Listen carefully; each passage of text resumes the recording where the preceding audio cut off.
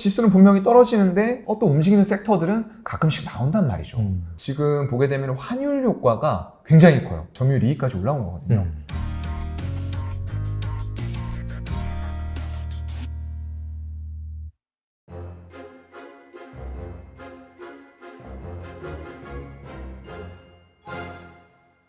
교보증권의 사연관 차장님 모셨습니다. 안녕하세요. 네, 안녕하세요. 안녕하세요라고 인사는 드렸지만 지수가 아시다시피 안녕하지 못한 상황이긴 네, 합니다. 맞습니다. 지금 촬영 일자가 7월 12일 현재 약간 2,300선을 좀 간신히 지지하는 네. 좀 그런 흐름이 나오고 있어요. 네. 한때 한 2,280 그때까지 밀렸다가 네. 일단 2,300을 전반적으로 사수하는 맞아요. 그런 그림이 나오긴 하거든요. 네. 근데 이제 여기에서 여러 가지 전문가들이 그 얘기를 하는 전망을 보면은 네. 일단 여기에서 어느 정도 좀 지지를 해준 다음에 네. 반등을 하긴 할 것이다. 좀 그런 부분이 일반적인 컨센서스인 것 같아요. 네. 그래서 어떻게 보시는지 좀 궁금하긴 하거든요. 글쎄요. 저는 이제 조금 대략적인 시각과는 약간은 다르게 보고 있어요. 제가 이제 항상 나올 때마다 말씀드린 게 이게 120월선을 조금은 인플레이션 상태에서는 테스트를 해야 된다라고 계속 말씀을 드렸어요. 그래서 그때가 2230 정도가 네. 됐었던 선인데 지금도 이제 7월에 2235 정도까지 올라가 있거든요. 중간중간에 살짝 반등이 있긴 한데 그게 이제 제대로 된 반등인지는 잘 모르겠어요. 왜냐면 항상 말씀드리는 게 제대로 된 반등에 의해서 지수가 우상향을 꾸준히 그리려면 이게 기관이나 이런 쪽들의 단발적인 매수가 지금 안 된다라고 말씀드렸거든요. 당연히 개인들 매수는 안 됩니다. 그래서 남아있는 거는 결국 외국인들이 본격적으로 들어오면서 매수 강도가 일단은 1번으로 갖춰져야 되고요. 2번으로는 외국인의 지속성 있는 매수가 동반이 돼야 되거든요. 근데 그런 모습들이 나오지 않고 있어요. 네. 그래서 단발적인 매수만 들어오고 그 외에는 전반적으로는 파는 분위기들. 오늘 같은 경우에도 지금 2시 41분 현재 외국인이 680억을 매도하고 있고요. 네. 기관 쪽에서도 금융투자 중심으로 해서 2,500억이 넘는 매도가 나오고 있어요. 결국 또 개인들이 3,000억 정도를 사고 있는데 아주 많은 양이라고는 할 수 없는데 이렇게 개인들이 계속적으로 증시를 떠나지 않고 자금들이 방황을 하다가 또 잠깐 올려주면 매수 들어오고 또 잠깐 올려주면 매수 들어오고 하면서 점점 손실이 좀 쌓이고 있다라는 게 가장 안타까운 부분인 것 같고요. 그나마 전기전자 쪽에 외국인들이 215억을 사는데 사실 이게 큰 의미를 가지지는 못하는 것 같아요. 왜냐하면 그동안 팔아왔던 양들을 보면은 이런 단발적인 매수들 정말로 하루에 2천억, 3천억 매수하는 게 제가 볼 때는 한 일주일에서 열흘 이상 지속이 돼야지만 전기전자 반도체에 대해서 이제 조금 신뢰를 가지고 우리나라 한국에 대한 어떤 신뢰를 가지고 좀 사는구나 라고 느낄 텐데 그런 모습들이 없다라는 거예요. 그래서 지금 215억 이런 것들은 정말로 그동안 삼성전자만 해도 개인들이 지금 사왔던 게 거의 한 1조 5천억 가까이 샀거든요. 네. 올해 들어와서요. 네. 그럼 그게 외국인과 기관에서 다 물량이 나온 겁니다. 근데 이 정도 매수 가지고 과연 그동안에 팔았던 걸 커버할 수 있을까? 라고 생각을 하면은 아닌 거죠. 네. 그리고 코스닥도 마찬가지인 것 같아요. 오늘도 외국인이 1,800억, 기관이 1,100억 팔면서 개인들이 3,100억 사고 있어요. 코스닥에서는 이거 작은 금액이 아니거든요. 그렇죠. 그런데 외국인들이 단발적으로 들어오는 매수들이 좀 강도를 갖춘 매수들이 있었어요. 한 3,500억 들어올 때도 있었고요. 2,500억 들어오면서 지수가 5% 이상 코스닥이 급등하는 양상을 여러분들이 보셨을 거예요. 그런 게 이제 외국인들의 강도 있는 매수가 들어왔기 때문에 만들어진 거거든요. 그래서 그런 게 연속적으로 좀 나타나야지만 마찬가지로 코스피 지수에서도 120월선을 지지받는 모습들이 나오긴 했어요. 근데 이게 완벽하게 터치를 안 하고 조금 확대해 보면은 저점이 714, 이번 달에도 712 이렇게 내려갔었어요.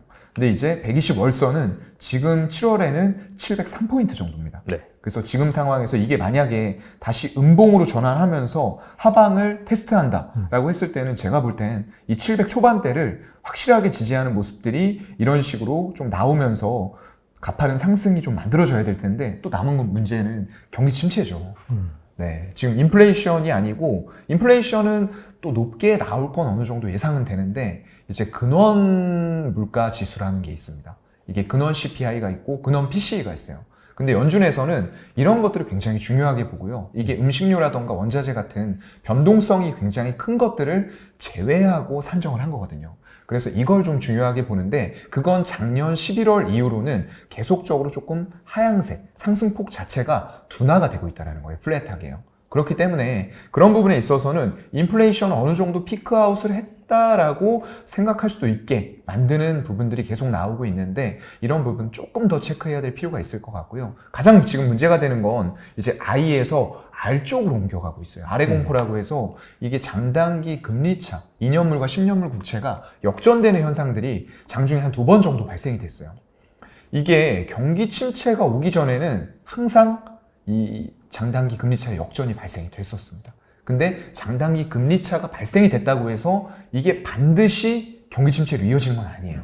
그렇기 때문에 그런 부분들 2번 발생됐기 때문에 아직까지는 조금 더 지켜봐야 될 필요들이 있는 인플레이션과 그리고 경기 침체가 지금 상황에서는 가장 증시에 좀 주요하게 작용하고 있는 요인들이 될 것 같습니다.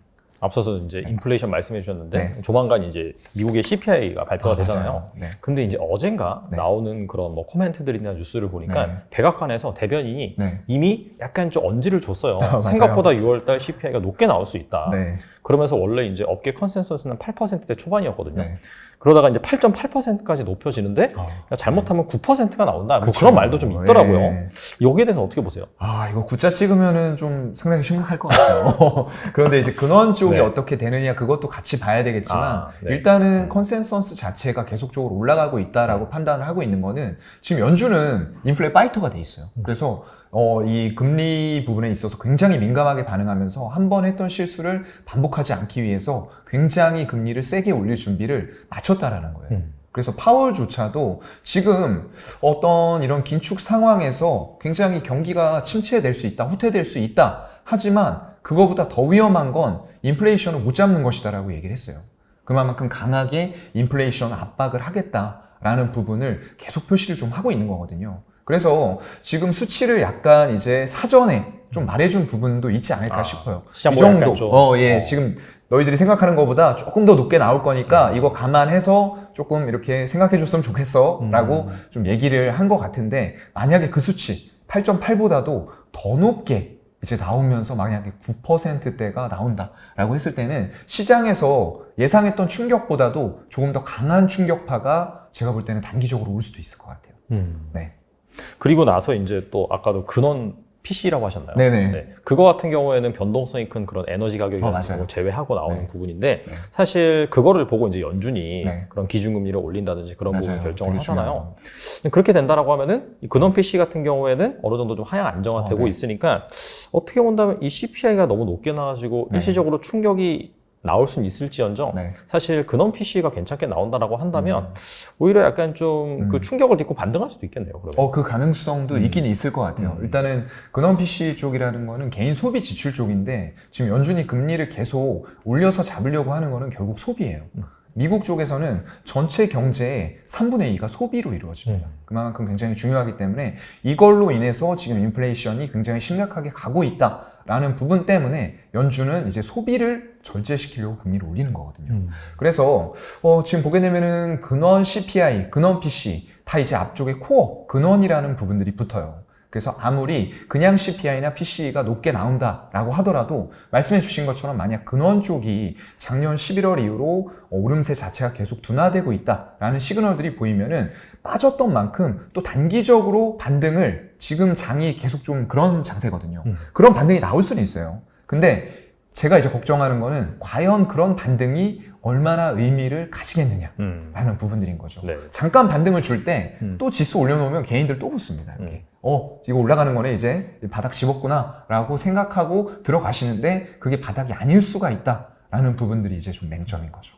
네. 그러니까 약간 그 물가지수가 생각보다 높게 네. 나오면 단기간 충격이 나올 수는 있지만 네. 또 근원 PC 같은 경우에는 네. 또 둔화되고 있다는 시그널을 보여준다면 반등할 수 있긴 하지만 네. 그 부분이 추세적인 반등이 아니라 맞아요. 단기적인 데드캡 바운스라고 네, 하죠. 네. 그 가능성이 있다. 그래서 네. 그런 부분을 조심하시고 맞아요. 따라붙진 마셔라. 좀 네. 그렇게 이제 보시면 되고 오히려 약간 좀 단기적인 관점에서 네. 너무 많이 떨어진 밑에서 샀다가 네. 또 반등이 나온 파는 네. 그런 트레이딩 플레이가 정도는 괜찮을 것 같아요. 괜찮다. 네. 그렇게 볼 수 있겠네요. 네. 그래서 이제 약간 뭐 전반적으로 전문가들이 보는 시각이 네. 3분기에는 반등이 나오는데 4분기에는 경기 침체가 약간 좀 현실화되면서 네. 추가적으로 이 증시가 재착하면서 바닥을 또 밑으로 뚫고 내려갈 가능성이 있다. 네. 이렇게 얘기를 하고 있는 것 같아요. 최근에 나온 얘기가. 예, 맞아요. 여기에 대해서 어떻게 생각하시나요? 글쎄요. 3분기 반등이라고 전제하는 것 자체가 조금 이제 어려울 것 같아요. 예, 저는 이제 이 지금 상태에서는 우리가 정확하게 언제 타이밍 언제 이렇게 할 수 있는 게 하나도 없습니다.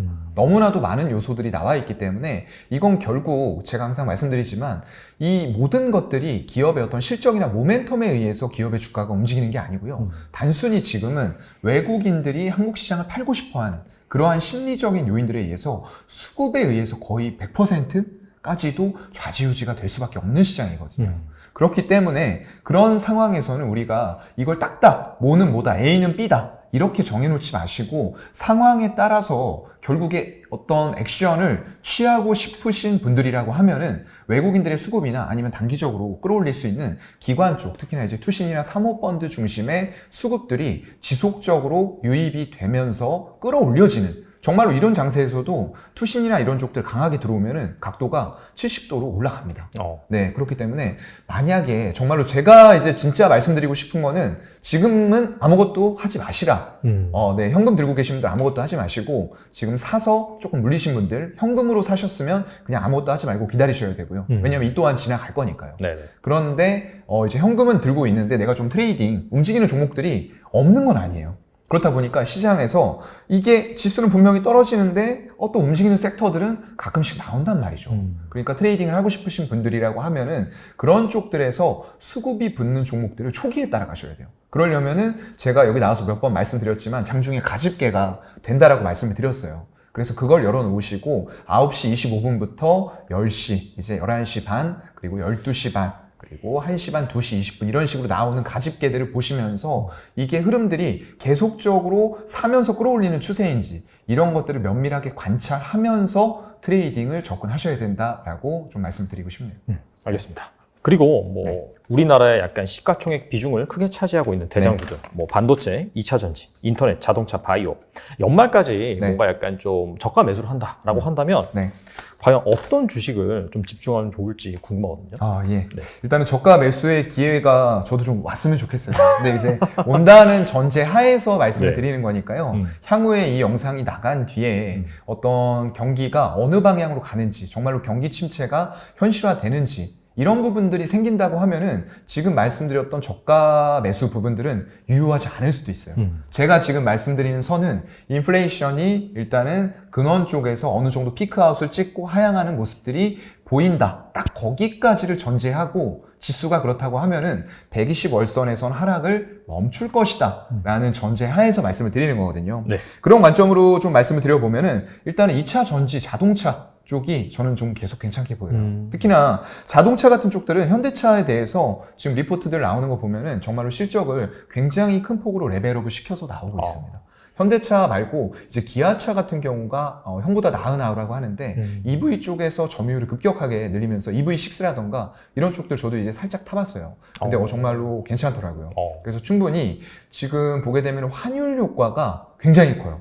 네. 환율 효과가 지금 1,300원을 넘나들면서 아까 보니까 연중 최고가 1,316원까지 갔다 이런 메시지 오더라고요. 맞아요. 네. 그래가지고 일단 환율이 만약에 지금 이 선을 1,300원 초반을 지키지 못하는 흐름들 나오면은 제가 보는 기술적 관점은 지금 1,450원 정도까지도 열려 있기는 해요.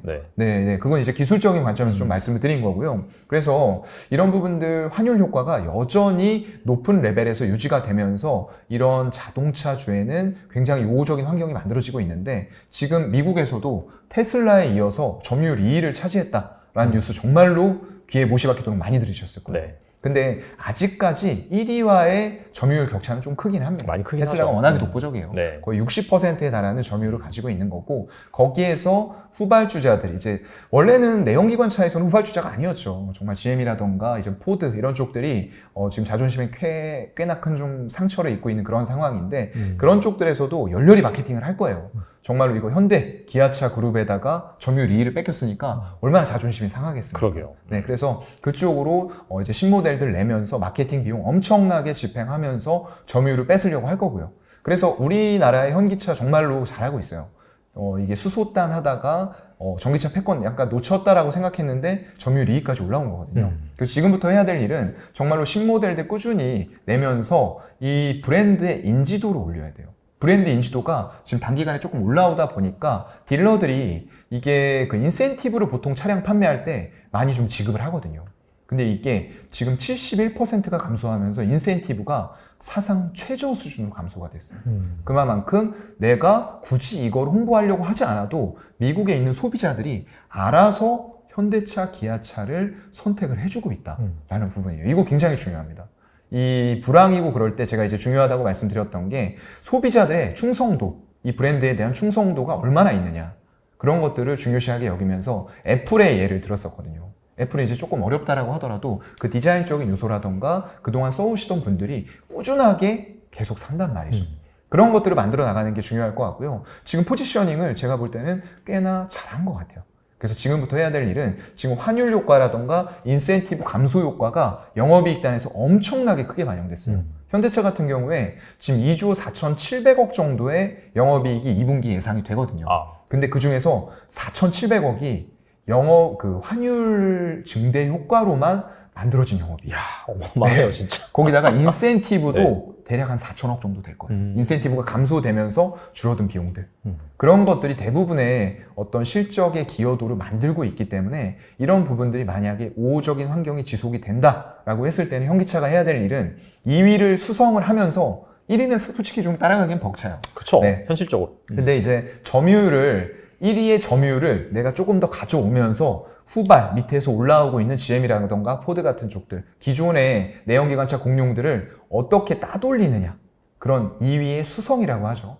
그런 부분들이 굉장히 좀 중요할 것 같은데, 그래서 마케팅적인 부분들 중요할 것 같고요. 현대차 노사에서도 지금 이번에 노조 쪽에서 또 파업을 가결이 됐었는데 다행히도 이제 정상화가 좀 되어가는 과정으로 가는 것 같아요. 그래서 노사 협력해가지고 일단 미국에서 굉장히 좋은 점유율 기록을 했고, 올해는 제가 미국이라고 말씀드렸습니다. 20년도에 유럽, 작년에 중국, 아직까지도 중국의 점유율이 높고 CATL이 독보적인 배터리 점유율을 가져가고는 있지만, 이제는 어떤 그 전기차의 보급률이 9%를 넘어가고 있어요. 그렇다고 하면 10% 넘어가기 시작하는 시점에서는 더 폭발적으로 전기차가 개화가 될 가능성들이 높습니다. 왜냐하면 이제 전기차 충전소라던가 이런 것들, 인프라가 더 갖춰질 거기 때문에 그런 과정에 있어서 점유율 확 늘어나면은 아마 초기 엔트리 모델보다는 조금 더 프리미엄급의 차량들을 선택할 가능성이 높아질 것 같고요. 그런 단에서는 이제 우리나라의 하이니켈 쪽으로 좀 장착이 되는 그런 차량들이 많이 판매가 되지 않을까라고 좀 기대를 하고 있습니다. 알겠습니다. 확실히 지금 환율이 계속해서 올라가는 그런 상황이다 보니까 너무 자동차라든지 그렇죠. 자동차라든지 2차 전지 이런 쪽이 확실히 수출로 많이 좀 돈을 버는 구간이다 보니까 상대적으로 이런 쪽이 견조할 수밖에 없다. 그래서 뭔가 저가의 매수의 기회가 있다는 것은 약간 이렇게 주식이 빠진 다음에 반등하는 그런 시그널이 나올 텐데 그런 상황에서 이런 주식들 같은 경우에는 다른 주식들보다 좀 나은 퍼포먼스를 기록할 가능성이 높다. 그렇게 이야기되겠네요. 맞습니다. 외국인들이 한국 시장을 파는 중에서도 지속적으로 사는 종목들이 있어요. 20일 동안 순매수한 종목이 있어요.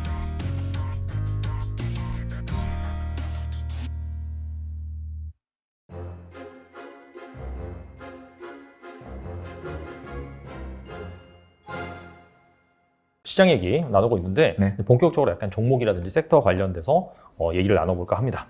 최근에 그 노무라 증권 쪽에서 SK 하이닉스 PBR 1배 미만에서는 강력한 매수 타이밍이다. 약간 좀 장기적인 긴 호흡 관점에서 말을 한 것 같아요.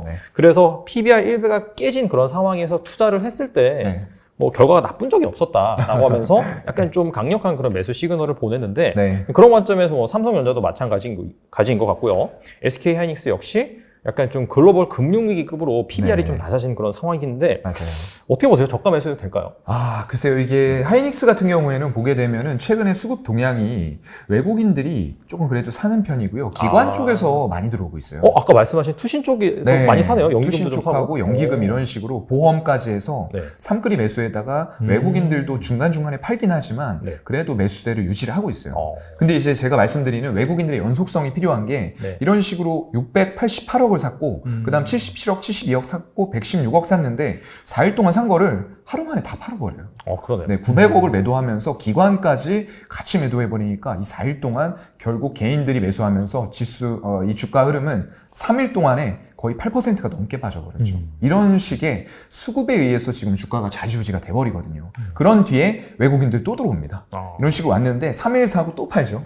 네, 하루 사고 또 팔고. 약간 박스권 플레이를 하고 예, 있는 연속성이 없어요. 그래서 외국인들의 지속성 있는 매수를 조금 진짜 중장기적인 호흡으로 하이닉스 정말로 좋은 기업이고 나중에 정말 이제 메모리 쪽에서 다시 한번 캐시카우 깔고 갈 거야. 경기도 회복될 거야 라고 생각하시는 분들은 정말로 외국인들 매수가 집중적으로 들어와야 돼요. 이런 식으로 중간에 파는 거 있으면 안 되고요. 제가 아까 말씀드렸던 대로 외국인의 강도 있는 매수, 이런 680억, 700억에 달하는 매수들이 한 일주일 정도 들어오면은 외국인들도 아마 인플레이션 끝났고 경기 침체 우려도 덜었어라고 생각했기 때문에 이런 수급들을 우리나라의 대표적인 반도체 종목인 SK 하이닉스로 밀어 넣는다 라고 저는 생각을 좀 할 수밖에 없을 것 같아요.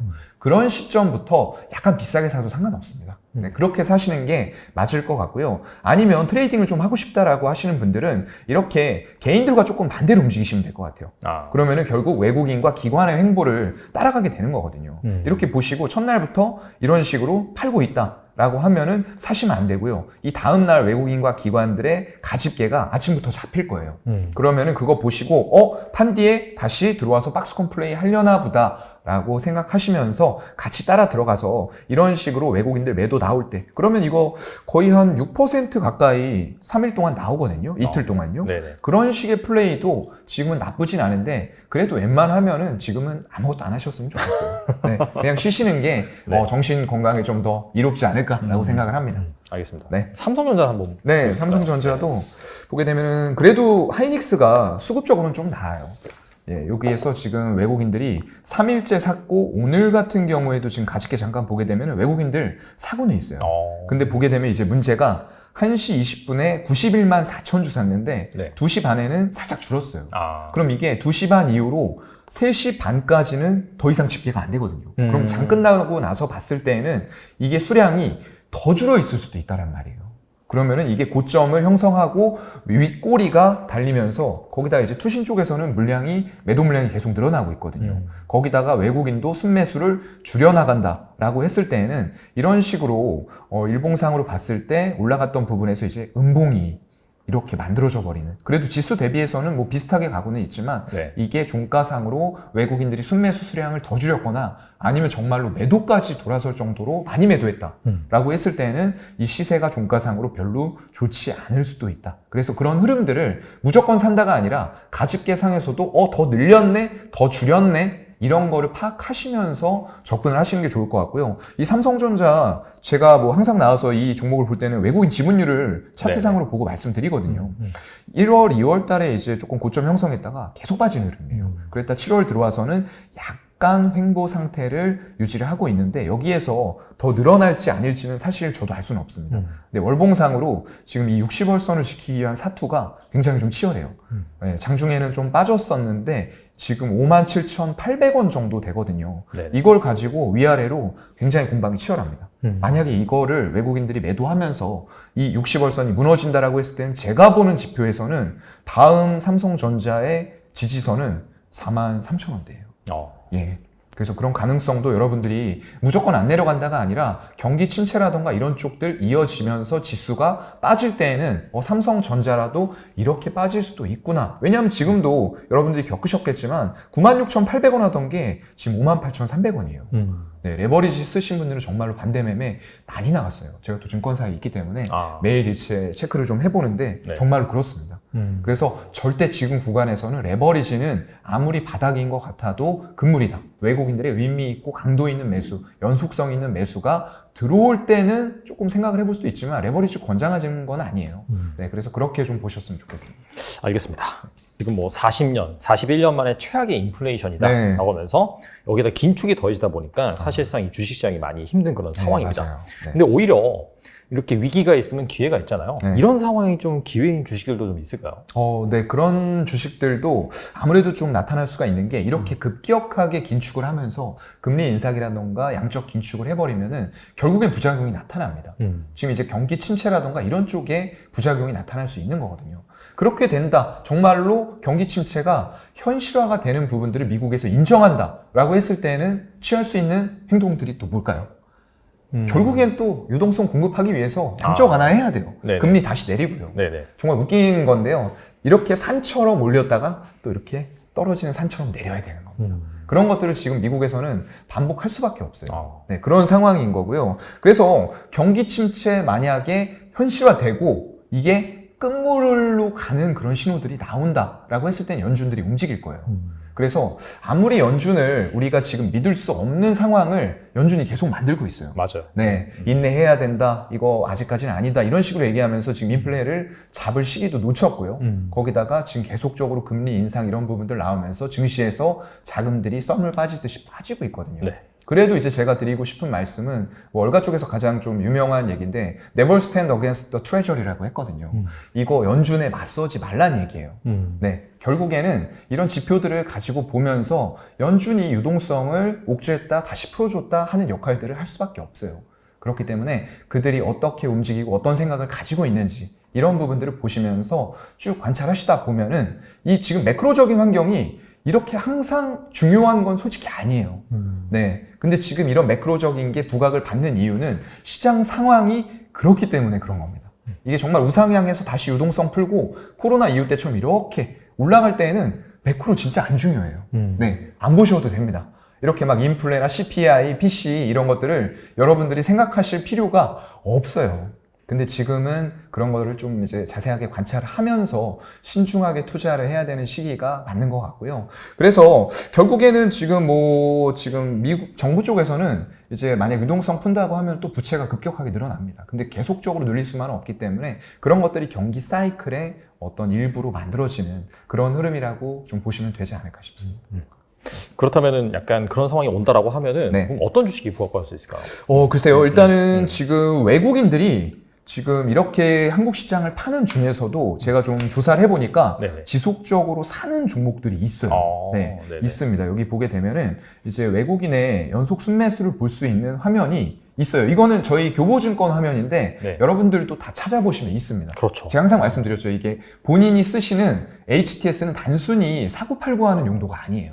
이거 정말로 잘 활용하셔서 남들보다 조건을 조금 더 설정해서 빠르게 찾는다거나 필요한 정보를 내가 찾을 수 있도록 평소에 연습이 돼 있으셔야 돼요. 그래서 모르는 것들은 화면 계속 찾아보시고 딱 내가 필요한 화면을 설정을 해 놓으시면 굉장히 유용하게 쓸 수 있습니다.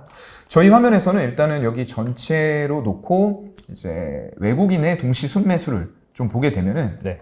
순매수고요. 여기서 이런 시장에서도 외국인들이 20일 동안 순매수한 종목이 있어요. 연속적으로요. 그게 바로 이 KMW라는 종목이에요. 워낙 유명한 종목이죠. 네, 그렇죠. 차트도 뭐 워낙에 이제 네. 이렇게 올라갔다 이렇게 빠지고 있는 네네. 종목인데 네. 외국인들이 이걸 왜 살까라고 좀 생각을 이제 사고로 확장하는 그런 부분들이 필요해요. 그러면 여러분들이 이런 거에 대해서 사전에 공부가 좀 돼 있으셔야 된다라는 부분을 저는 말씀을 드리고 싶어요. 그래서 이런 환경에서는 너무 매매에 집중하지 마시고요. 이런 것들 보시면서 외국인들이 정말로 한국에서 자금 빼가지고 달러 안전자산으로 바꿔서 나가고 싶을 텐데 KMW는 도대체 왜 20일 동안 사고 있을까? 이런 걸 공부를 하셔야 되거든요. 네네.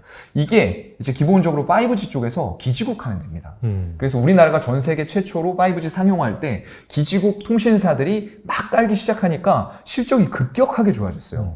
이거 이제 재무제표 볼 수 있는 화면도 여러분들이 잘 활용을 하셔야 되는데 네. 저희는 0575라는 화면을 쓰고 있어요. 그럼 여기 보시게 되면은 KMW 재무제표가 여기에서 확인이 되거든요. 연간으로 보시게 되면은 이렇습니다. 17년, 18년에는 영업이익이 마이너스 30억, 마이너스 262억이었어요. 근데 19년도 보니까 1378억의 영업이익이 나옵니다. 엄청 턴어라운드를 했네요. 네, 이것도 사이클이에요.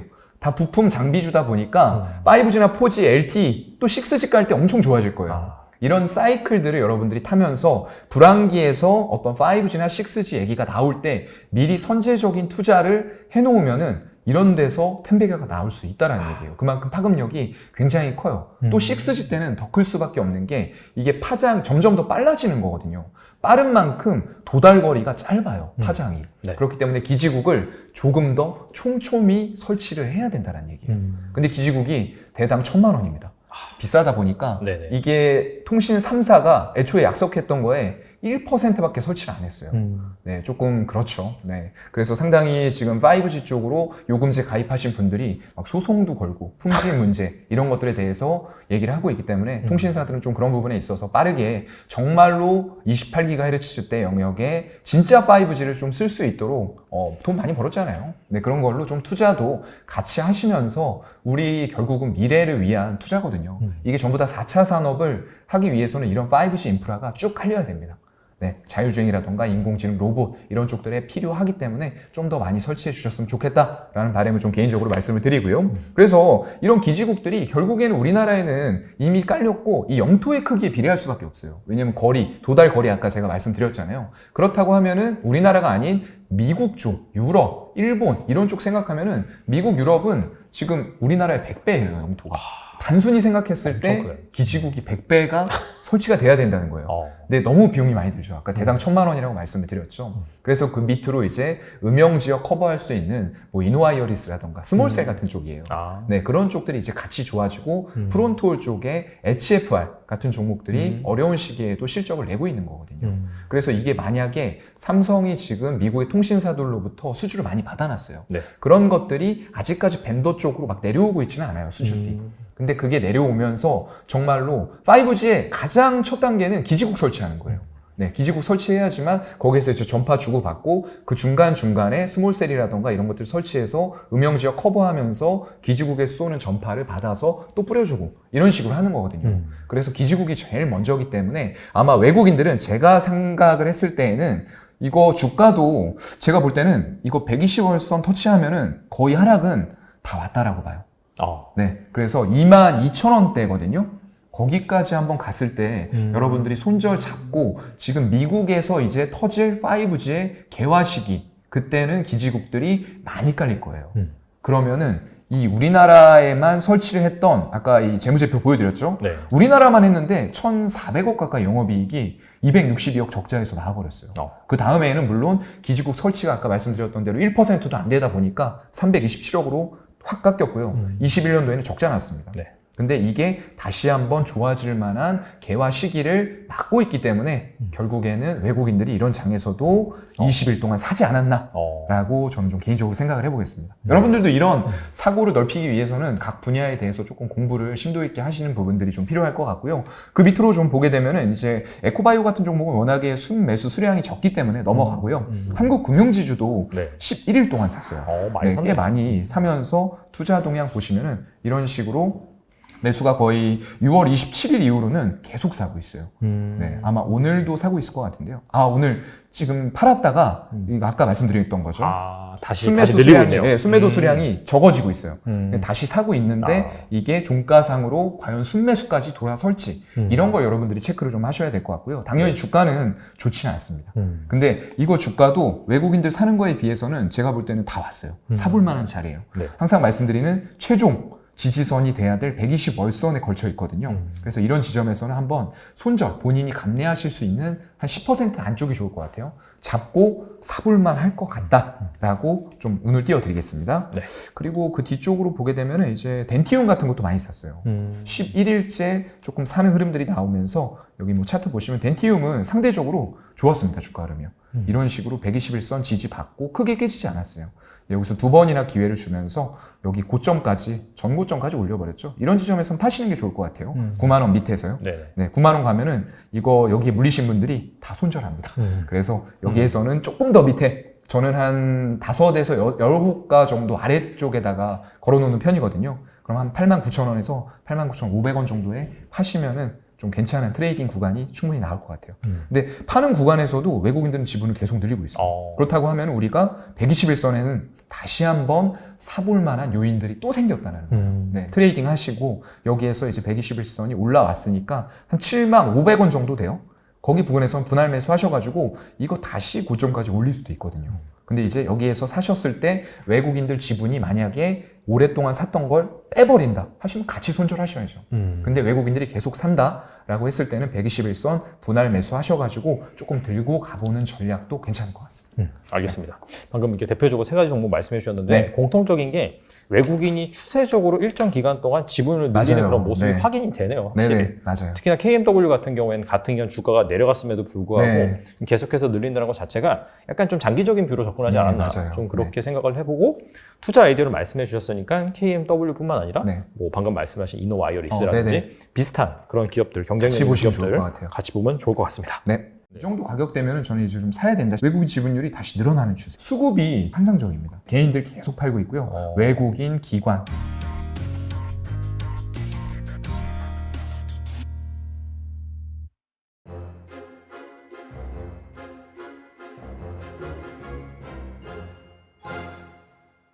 그리고 지난번에 출연하셔서 외국인이 앞으로 사들일 만한 주식 그 중에서 삼성바이오로직스를 꼽아주셨어요. 네, 맞아요. 근데 한 달 동안에 지수가 완전히 하락했거든요.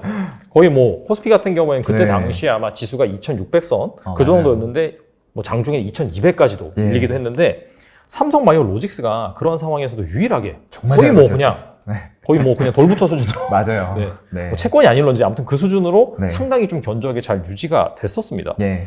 그래서 이 삼성바이오로직스의 약간 이 견고한 흐름 네. 앞으로도 또 유지가 될런지 네. 그리고 이렇게 삼성바이오로직스처럼 외국인이 좀 지속적으로 좀 관심을 갖고 사들일 네. 만한 주식 무엇인지 궁금하긴 하거든요. 네. 네. 일단은 뭐 삼성 바이오로직스는 지수가 빠질 때도 어느 정도 외국인들의 지분율이 방어를 해주고 있어요. 제가 이제 한 10%대 초반 그때 말씀을 드렸던 것 같은데 이 지분율이 더 줄어들지 않고 오히려 계속 늘어나고 있어요. 기가 막히게 정말 네. 외국인이 더 샀네요. 맞아요. 말씀하시고 나서. 예. 왜냐하면 이게 네. 대표적인 바이오, 제약 바이오 쪽이기 때문에 이런 쪽들에서 시총이 커져갈 때 외국인들이 이거를 안 늘릴 수가 없는 거예요. 네, 아직 10%밖에 안 되기 때문에 계속적으로 지분을 늘리면서 지금 현재로는 10.7%까지 왔어요. 네, 아마 이 흐름은 제가 볼 때 지금 당장의 어떤 매크로적인 환경에 의한 주가의 등락에 관계없이 계속 늘려갈 것 같아요. 네, 그렇다고 봐야 될 것 같고요. 당연히 기업도 좋습니다. 이거 지금 뭐 1공장, 2공장, 3공장 전부 다 합치면은 뭐 풀가동해서 매출액이 계속 늘어나고 있는 상황이고요. 돈이 워낙에 유보율이 많이 쌓여 있어요. 최근에 이제 그 무상증자가 테마가 되고 있거든요. 맞아요. 이게 어떻게 하는 거냐면 회사에서 이제 유보율이 많이 쌓여 있는 기업들이 그거를 자본금으로 돌리는 거예요. 그래서 이게 전후가 변화가 없다라고 이제 대부분 말들을 많이 해요. 근데 이제 그렇게만 보시면 안 되고 회사 입장에서는 이 쌓여있는 유보율을 자본금으로 넘기게 되면은 조금 더 이 자금을 유용하게 쓸 수 있다라는 장점이 있고요. 네. 시장에도 알리는 거예요. 우리 회사 재무구조 무상증자할 정도로 튼튼해. 자본금으로 옮겨놔도 돼. 라고 과시를 하는 겁니다. 네, 그래서 이런 것들이 이제 주주 친화 정책으로 좀 가게 되면서 요즘에 3대1, 5대1 굉장히 많이 나오고 있어요. 엄청 파격적으로 많이 하더라고요. 어젠가 오늘인가도 그 PNK 피부 임상센터인가요? 거기가 또 3대1 무상증자 네. 공시를 하면서 네. 네, 지금 상한가에 들어가 있어요. 네. 이 무상증자가 어려운 이야. 시장에서 하나의 테마가 돼버렸어요. 네네. 이거 지금 여기 말 나온 김에 잠깐 하나 보여드리면 이제 아까 재무제표 열으셔야 돼요. 네. 딱 들어오셔가지고 연간으로 놓으시고 보면은 부채 비율이 6.4%예요. 근데 유보율은 1616%예요. 네, 그럼 자본금이 38억이니까 네. 여기다가 그냥 16 곱하시면 됩니다. 그래서 부채 비율 이렇게 적고 우리 재무구조 우량하니까 너네 가지고 있는 주주들 3주씩 더 줄게. 이런 식으로 하는 겁니다. 그래서 이게 일단은 회사의 재무구조가 좋아야지만 할 수 있어요. 최근에 이제 좀 찌라시 같은 것들이라고 하죠. 도는 거 보면은 바이오 중에서 이거 막 아무거나 주식수 적고 그런 것들을 막 돌리더라고요. 근데 그런 것들 함부로 보시면 안 돼요. 유보율이 반드시 있는지 적자가 나더라도 그런 것들을 같이 보셔야지 유보율이 없는데 정말 부채 비율 높고 유보율 작은데 이거 무상증자 할 수 없거든요. 네, 그런 것들 충분히 같이 보셔야 된다라고 말씀을 좀 드리고요. 네네. 이제 다시 좀 돌아와서 네. 삼성 바이오로직스 같은 경우에도 뭐 엄청나죠. 지금 1공장, 2공장, 3공장에다가 신공장까지 할 수 있는 여력들이 여기 보시면 부채 비율은 60%인데 마찬가지로 유보율은 거의 3000%에 달하거든요. 네네. 근데 문제가 이제 자본금이 1654억이기 때문에 여기에 이제 29를 곱하셔야죠. 네. 엄청난 유보율을 가지고 있습니다. 한 4조 5천억 정도 될 것 같네요. 네, 그렇기 때문에 충분히 공장들을 앞으로도 많이 세울 거고요. 아직까지는 세계 1위는 아닙니다. 근데 생산 리터 시설 계속 짓고 하면서 경쟁자들 다 따돌리고 초격차가 이 바이오 쪽에서도 제가 볼 때는 이루어질 것 같아요. 그래서 바이오 시밀러뿐만 아니라 향후에는 어떤 시너지 효과들을 내면서 삼성 바이오 에피스라던가 이런 쪽들의 신약 이런 것까지도 충분히 할 수 있을 만한 여력을 가지고 있고요. M&A까지도 충분히 진행을 할 수가 있을 것 같습니다. 그래서 삼성 바이오로직스는 계속적으로 좀 꾸준하게 보시면서 좀 안정적인 어떤 내가 제약 바이오 쪽을 하고 싶은데 신약만 하는 건 너무 무섭잖아요. 좀. 솔직히 저도 잘 모르는 분야가 많기 때문에 그렇죠. 그런 것들에서 바이오 시밀러로 실적을 잘 깔고 있고 향후에 M&A라던가 이런 부분들 통해서 신약까지도 노려볼 수 있는 이런 기업을 찾으신다고 하면은 딱 대안은 하나입니다. 삼성 바이오로직스가 될 것 같고요. 그리고 제가 지난달에 나왔을 때 네네. 이렇게 또 갈 수 있을 만한 거 좀 여쭤보셨는데 혹시 셀트리온 얘기를 했었는지 모르겠어요. 그때 안 하셨어요? 안 했었나요? 네. 근데 이제 제가 좀 다른 방송들이나 이런 것들 나가서는 네. 얘기들을 좀 많이 했는데 이 주봉상으로 봤을 때 이 네. 정도 가격대면은 저는 이제 좀 사야 된다. 14만 원대면 사야 된다라고 말씀드렸거든요. 그래서 이 14만 원대에서부터 외국인들 지분율도 이런 식으로 정점이 아니고 이게 최하점이죠. 네네. 여기 찍고 나서는 외국인 지분율이 다시 늘어나는 추세예요. 그럼 정말로 수급이 지금 보시면은 환상적입니다. 네, 이거는 진짜 판타스틱이라고밖에 표현할 수 없는 네, 개인들 계속 팔고 있고요. 외국인, 기관, 그중에서도 투신, 연기금, 보험 이런 쪽들이 엄청나게 사고 있죠. 우리나라 주식 맞나요, 이게? 네. 그래서 지수 지난달 뭐 경험들 다들 하셨겠지만 월간으로 코스피가 13% 빠졌고요. 코스닥이 20% 빠졌어요. 근데 그 셀트리온 같은 경우에는 지금 월봉으로 놓고 보시게 되면은 네. 지난달에 오히려 고가가 14.6%까지 올라갔고요. 종가는 11% 올라서 끝났어요. 그럼 코스피 대비해서도 26%의 업사이드가 있었던 거예요. 그만큼 수급의 힘이 아까 말씀드렸던 대로 거의 100% 좌지우지합니다. 근데 이렇게 외국인들하고 기관이 사는 것은 조금 약간 배경은 있을 것 같아요. 네. 이게 항상 공매도의 표적으로 굉장히 맞아요. 좀 많이 당하고 있는 그런 종목이잖아요. 근데 이런 것들에서 이제 만약 계속적으로 이런 수급들이 들어와주면서 올라간다라고 하면은 이거 공매도 쳤던 사람들 쇼커버로 회복하면서 주가가 거기에서 더 타격을 받을 수 있어요. 이런 것들도 좀 생각을 하셔야 될 것 같고요. 이건 이제 2분기가 굉장히 영업이익률이 안 나왔어요. 25%밖에 안 나왔어요. 25%면 다른 데서는 낮은 건 아니에요. 근데 그동안에 내왔던 거 대비해서 말씀을 드리는 거예요. 셀트리온 같은 경우에 이제 보게 되면 분기 실적으로 봤을 때 영업이익률이 25.8%가 찍혔거든요. 근데 46%, 38%, 40% 이렇게 냈던 업체예요. 근데 이렇게 나온 거는 본업에서 약간 이제 미스가 났고 거기다가 더불어서 진단키트 쪽이 이쪽에서는 그렇게 수익성이 좋지가 않아요. 다른데 SD 바이오 센서나 뭐 시젠 같은 데는 나가는 거 보면 정말 영업이익률 막 40%, 50% 이렇게 나오거든요. 근데 이쪽은 좋지가 않기 때문에 그 수익들이 이제 감소가 될 거예요. 그러면서 본업이 좋아지고 램시마라던가 허주마 그리고 트룩시마 이런 쪽들이 좋아지면서 또 하나의 포인트는 그 램시마의 제형 자체가 바뀌어요. 그게 이제 임상을 통과하면서 결국엔 시판이 될 건데요. 이게 기존의 램시마는 가서 병원에서 처방을 받아가지고 간호사가 놔줬어야 돼요. 근데 이 램시마 SC라는 제형이 편의성을 높이고 효과도 더 좋다라고 알려져 있는데 네. 그쪽은 내가 집에서 당뇨병 있을 때 왜 인슐린 직접 주사하시잖아요. 그것처럼 집에서 맞을 수 있습니다.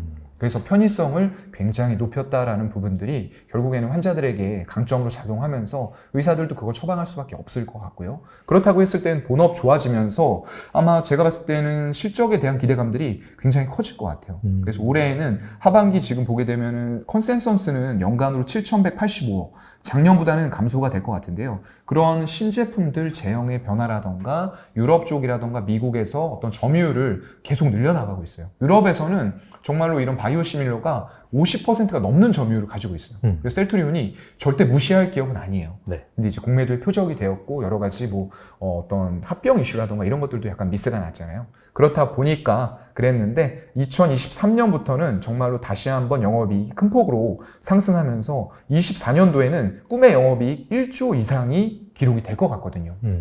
그럼 그렇게 봤을 때 지금 시총이 한 26조 4천억 정도 돼요. 그럼 현재 기준으로 봤을 때 바이오시밀러와 이런 여러 가지들을 하고 있는데 한 26배 정도면 괜찮다라고 저는 보거든요. 조금 더 올라갈 여지들이 만약에 이제 금리라던가 이런 부분들 다시 긴축해서 풀어주고 이런 금리 인하하는 유동성 장세가 왔을 때에는 이런 종목들을 사지 않을 수가 없을 것 같아요. 그래서 삼성 바이오로직스, 바이오시밀러 쪽에서 말씀드렸는데 지금은 또 이제 이런 셀트리온 쪽을 좀 말씀을 드렸고요. 또 하나가 있었네요. 네. 이게 치료제 네. 하고 백신 같은 것들 요즘에 많이 좀 개발한다라고 뛰어들었잖아요. 네네. 근데 그런 쪽들이 임상을 꾸준히 이제 1상, 2상, 3상 해가지고 실시한 다음에 결국에는 허가를 획득해야지만 시판할 수 있거든요. 근데 지금 셀트리온 쪽에서 그걸 포기하겠다라고 얘기를 했죠. 네, 그러면서 이제 후발주자들도 전부 다 포기 선언을 했고요. 제가 볼 땐 이건 잘한 거예요. 네, 이거 비용이 천문학적으로 계속 들어가는 것들. 그리고 이미 백신이 나와서 우리가 3차 접종까지 맞았잖아요. 그런 상황에서 과연 이런 치료제나 백신들, 후발주자들이 얼마나 시장 점유율을 가져갈 수 있느냐. 이걸 아마 셀트리온도 이제 좀 깨닫고 아마 포기 선언을 한 것 같은데 정말 잘한 것 같습니다. 비용의 통제가 좀 필요한 시기인 것 같아요. 네. 지금 딱 이렇게 실적을 보여주면서 네. 말씀해 주시는데 어떻게 본다면은 지금이 가장 좀 실적의 저점인 네. 좀 그런 상황이라고 볼 수가 있고 맞아요. 사실 셀트리온 주가가 네. 물론 다른 기업들도 많이 내리긴 했지만 네. 특히나 어떻게 보면 가장 먼저 내리기 시작해서 네. 먼저 엄청 내렸잖아요. 그렇죠. 그러다 보니까 사실 셀트리온을 믿고 투자한 개인 투자자들이 상당히 많았는데 맞아요. 대부분 다 이제 손절을 하시던지 피눈물 네네. 많이 흘리셨을 거예요. 그렇죠. 근데 그런 상황에서 수급이 비다 보니까 네. 이제 실적 바닥은 찍었고 네. 그런 차원에서 또 외국인이나 기관이 이렇게 약간 그런 맞아요. 개미들의 그런 예. 피눈 먹으면서 매수를 하는 게 아닌가 그런 생각이 들기도 하네요. 예, 그러니까 이런 자리에서는 조금 더 레버리지 쓰신 분 아니라고 하면은 레버리지도 이렇게 생각을 해보셔야 돼요. 내가 이제 일봉 주봉상에서는 지지선이 없으니까 이게 당연히 이제 월봉상으로 와야 되거든요. 그럼 이렇게 바닥을 잡고 120 월선까지 왔을 때 이 네. 가격까지 떨어지면 내가 지금 더 추가적으로 현금을 투입하지 않더라도 담보 비율이 반대 매매 이상으로 맞춰지는지 그걸 보고서 판단을 좀 하셔야지 무조건적으로 다가오니까 판다. 이거는 좀 안 될 것 같고요. 왜냐면 아까 말씀드렸던 대로 기술적인 부분들과 수급이 거의 100% 좌지우지하는 시장이거든요. 그래서 여러분들이 내용을 아는 것 외에도 나만의 어떤 매수, 매도 포인트, 손절 포인트 이런 것들 기술적인 부분들도 지금은 공부를 좀 해나가시는 게 좋을 것 같아요. 네. 알겠습니다. 그리고 이건 약간 좀 테마성인 것 같긴 한데 우크라이나, 러시아 이게 휴전 기대감이 예전보다는 좀 나오고 있어요. 예, 좀 나오고 있죠. 물론 갑자기 또 전쟁 또 길어진다 이런 얘기가 계속 나오고 있지만 맞아요. 확실히 예전보다는 좀 기대감이 일고 있습니다. 네. 그러다 보니까 지금 우크라이나 재건 관련해서 네. 지금 증시에서 이 관련주들이 약간 들썩거리는 그런 모습이 많이 나오고 있긴 들썩거렸어요. 하고 있거든요. 이 중에서 약간 좀 볼만한 그런 기업은 있을까요?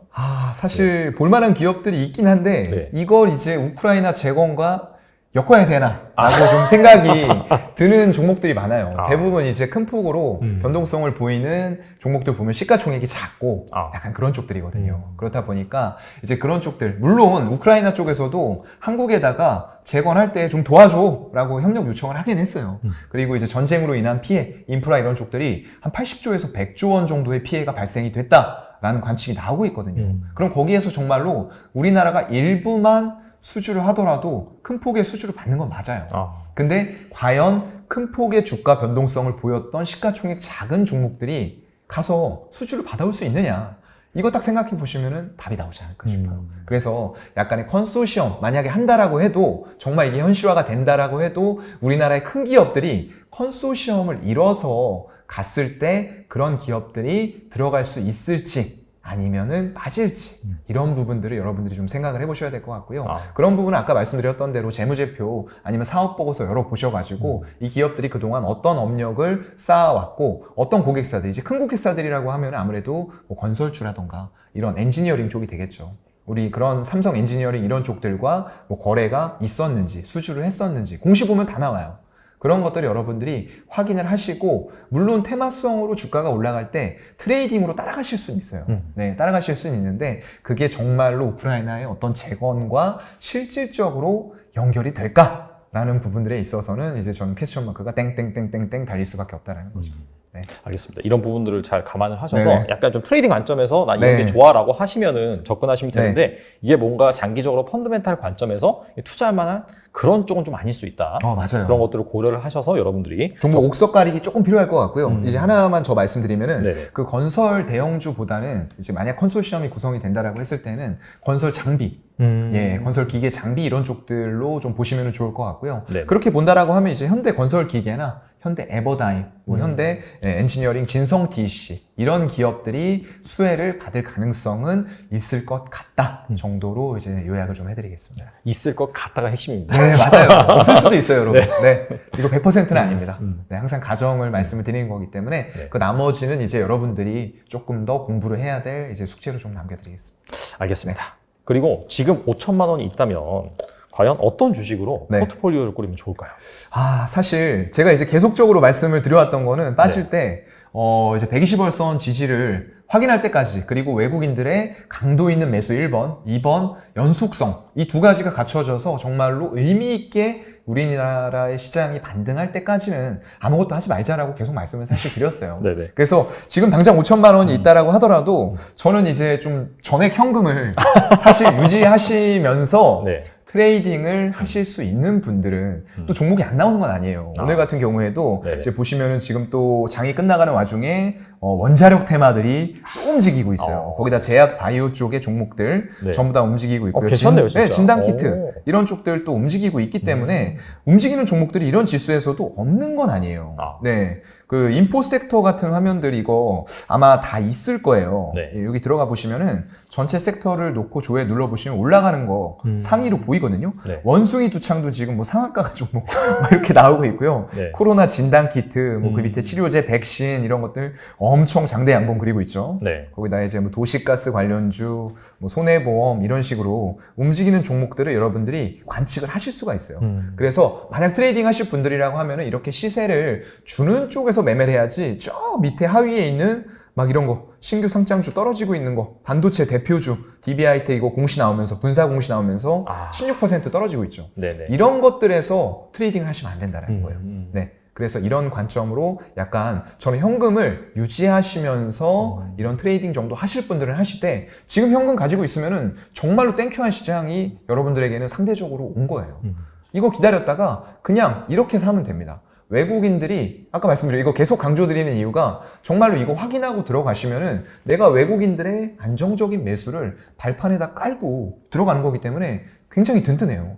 네. 그렇기 때문에 외국인들의 일단은 강도 있는 매수가 첫 번째로 들어오면서 어떤 전기전자를 가리지 않고 모든 업종에 고르게 매수가 들어오면서 지수가 끌어올려지는 모습들 나와야 되고요. 그게 이제 연속성 있게 단기적으로 뭐 하루 사고 하루 팔고 3일 사고 뭐 한 번에 대량으로 매도하고 이런 게 아니고 한 7일에서 그래도 10일 정도는 강도 있는 매수들이 들어온다. 라고 했을 때는 외국인들도 어느 정도 인플레이션의 해소와 경기 침체 우려가 덜어진 상태에서 우리나라를 그렇게 좀 사는 게 아닐까라고 생각하시고 그때 조금 분산해서 사시면 좋을 것 같고요. 네네. 그렇게 됐을 때는 아까 말씀드렸던 대로 제가 이제 좀 좋게 보고 있는 경기 침체가 오지 않는다라는 가정하에 2차 전지라던가 자동차, 완성주도 좋을 것 같고요. 부품주, 뭐 SL이나 화신 같은 쪽들도 좋을 것 같고요. 그런 쪽들로 좀 분산해서 투자를 한 반 정도는 들어가시면서 이거 물타기가 아닙니다. 지수가 올라갈 때 조금씩 불타기해서 외국인들 계속 사는 거 보시면서 더 사셔도 될 것 같아요. 네, 그래서 너무 싸게 사시려고 하지 마시고요. 이게 중장기적으로 다시 유동성이 풀리면서 돈을 풀고 증시가 올라갈 환경들이 만들어질 때 우리는 아주 초입 바닥이 아니고 조금 올라서 한 그냥 무릎에서 발바닥 사이에서 사도 상관없거든요. 그렇게 사셔가지고 조금 보유를 하신다라고 했을 때는 상당히 좋은 수익률이 또 단기간에도 나올 가능성도 충분히 있습니다. 말씀을 들어보니까 네. 가장 중요한 핵심이 이건 것 같아요. 네. 현금도 종목이다. 그럼요. 그렇죠? 네네, 맞아요. 지금같이 불확실한 상황에서는 CMA RP에 넣으면 그 이자 그쵸, 붙거든요. 그쵸. 네. 상황에서는 적극적으로 뭔가 산다 네, 하기보다도 확실히 좀 확인을 하고 외국인의 그런 매수세 그런 네. 것들이 어느 정도 꾸준히 유지되는지 맞습니다. 그런 부분을 확인을 하고 조금씩 네. 사시는 게 좋겠다라고 이제 말씀해 주신 부분입니다. 네. 오늘 좋은 말씀 많이 해주셨는데 끝으로 네. 투자자들을 위해서 한 말씀만 부탁드립니다. 네. 이거 지금 뭐 워낙에 시장이 어려워가지고 여러분들이 뭐 현금 들고 계신 분들 솔직히 많지는 않으실 거예요. 대부분 이제 포모 현상 때문에 얘는 벌었는데 나만 못 벌었어 이래가지고 막 연끌하시고 마이너스 통장에다가 지금 마이너스 통장 금리도 또 올라가잖아요. 엄청나게 맞아요. 올라가고 있어서 이자 부담이 큰 상황이라 정말 이중고, 삼중고를 여러분들이 겪고 계실 것 같아요. 하지만 레버리지는 절대 말씀드렸던 대로 확실하게 어떤 외국인들의 턴하는 모습들이 확인되기 전까지는 사용을 안 하셨으면 좋겠고요. 그런 과정에서 현금으로 사신 분들은 정말로 이제 뭐 예전에 동학개미 막 수장 이런 분들이 지금 또 안 좋은 상황에 처해 있어요. 네네. 그래서 상당히 그런 부분에 있어서도 심적으로도 괴로우시고 막 진짜 굉장히 좀 허탈하실 수도 있을 것 같아요. 그런 부분에 있어서 조금은 제가 이제 치유라고 해야 되나요? 조금 이제 안심을 좀 시켜드려야 될 부분들은 이 또한 또 흘러갑니다. 항상 경기 사이클이 있다라고 말씀드렸잖아요. 그래서 내가 현금으로 사서 괜찮은 종목을 분명히 들고 있다라고 하시는 분들은 마이너스 30, 40 됐다고 하더라도 이게 반대 매매라던가 뭐 빠져나갈 위험은 없잖아요. 그렇기 때문에 견디셔야 되고요. 네, 견디셔야 되고요. 만약에 현금 여력이 조금 더 있으신 분들은 아까 제가 말씀드렸던 대로 일단은 내 종목이 턴에서 올라갈 때 이게 올라갈 만한 종목인지를 자체적으로 판단을 하셔야 돼요. 그래서 그럴 만한 종목이다 라고 하시면은 손절하지 마시고 일단은 들고 계시다가 어느 시점에서 이걸 추가 매수를 해서 내가 평단을 낮출 것인지 그런 부분들을 아까 제가 말씀드렸던 수급적인 요인들과 외국인들의 다시 한국에 돌아오는 모습들 그런 거 보시면서 같이 좀 사서 일단은 물타기를 좀 하셔가지고 낮춰서 좀 기다리시면은 결국에는 이것도 시간이 해결해 줍니다. 네, 조금 참고 기다리셨으면 좋겠어요. 네, 뭐 동트기 전 새벽이 가장 어둡다라는 네. 그런 말이 있는 것처럼 또 이 또한 지나가리 그 맞습니다. 부분이 맞는 것 같고 길게 보면은 어떻게 보면 지금 약간 좀 뭐 끝자락일 수도 있다. 너무나 그럴 많이 가능성도 흔들리기 있어요. 때문에 네. 그렇죠. 그런 부분을 여러분들이 잘 생각을 하시고 네. 정말 좋은 종목을 잘 들고 계신다라고 하신다면은 좀 버텨보시는 것도 추천을 드리고 그 다음에 또 하늘이 무너져도 네. 솟아날 구멍이 있다. 그럼요. 증시에서는 폭락장이 와도 네. 또 이렇게 시세를 주는 종목이 맞아요. 있잖아요. 레버리지 안 쓴 사람에게 솟아날 구멍이 있습니다. 그래서 오늘 네. 말씀해주신 그런 좋은 종목들 네. 혹시라도 여유가 되신다면은 맞습니다. 그런 종목들 중심으로 추가적으로 좀 검토를 해보신 다음에 네. 또 투자를 하시면 분명히 또 좋은 결과가 있을 거라고 생각이 됩니다. 맞아요. 바로 사시는 게 아니고 네. 충분한 공부를 통해서 이게 제가 말하는 게 100% 진리는 아닙니다. 저도 이제 개인의 의견을 말씀을 드리는 거기 때문에 여러분들도 추가적으로 공부하셔서 자체적으로 좀 좋은 판단을 내리셨으면 좋겠습니다. 화이팅입니다. 네, 화이팅입니다. 네. 그리고 뭐 이렇게 종목 말씀하셔도 네. 자기 마음에 안 들면 안 사세요. 맞아요. 사실. 네, 맞습니다. 아무튼 참고 간에, 정도 네. 해주시면 좋을 것 같아요. 아무튼 간에 뭐 참고 정도 해주시고 빨리 좀 반등장이 나왔으면 좋겠네요. 네. 지금까지 사영관 차장님 나와주셔서 감사합니다. 네, 고맙습니다.